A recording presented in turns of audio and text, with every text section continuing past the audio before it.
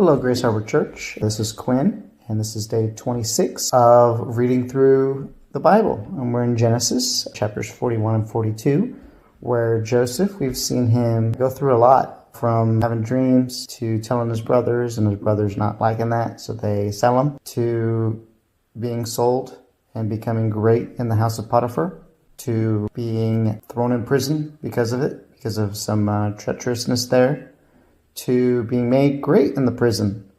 And now in chapter 41, Pharaoh has a dream, much like the cupbearer and the baker had dreams.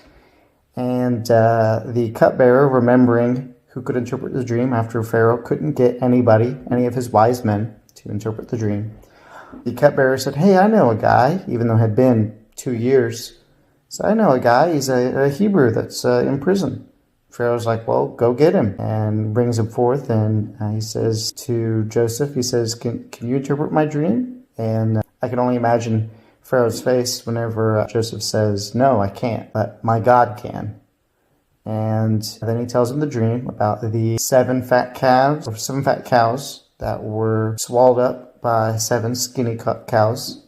And then the other dream, the 7 ripe stalks swallowed up by 7 shriveled stalks, which he translates to 7 years of plenty that are going to turn into 7 years of famine. And Pharaoh praised him and made him second command of all of Egypt, saying that basically Joseph can do whatever he wants, but he's still Pharaoh. He's still the guy in charge, but everything else is up to Joseph. And so they store up food and everything's going well. He was given a wife and he has 2 children, Manasseh and Ephraim, in age. However, if you see them referred to or talk about them, much like Jacob and Esau, it's often referred to as Ephraim and Manasseh, the younger and then the older. And the reason for that is actually a really cool story that we'll see later in Genesis. Has to do with whenever Jacob is blessing his grandsons, Ephraim and Manasseh. He, being the younger one of a twin, had a trick up his sleeve, but that's another story for another time.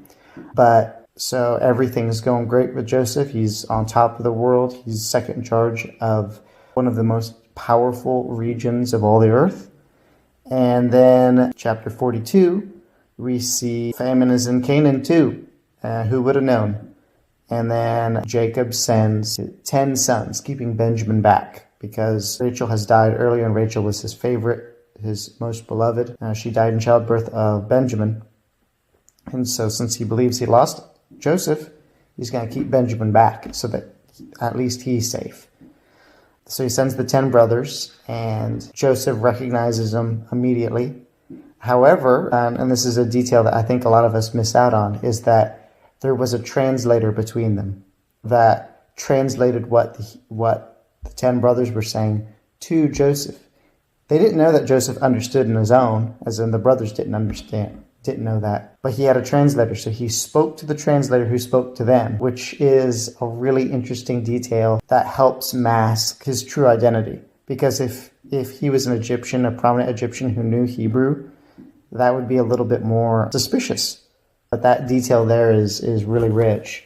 And then someone has to stay behind, and it's Simeon, because Joseph said he pretty much interrogates him to get all the details about the family from which he had come from.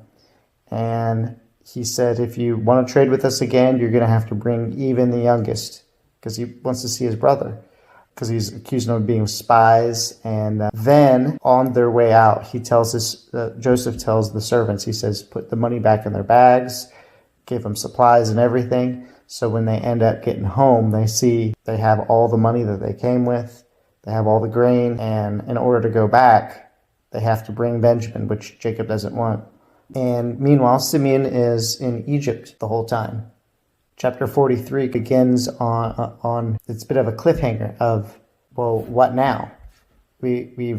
Jacob now views that he's lost 2 sons and his wife. And if he sends Benjamin, he might very well lose him too. So Jacob is pretty mourned.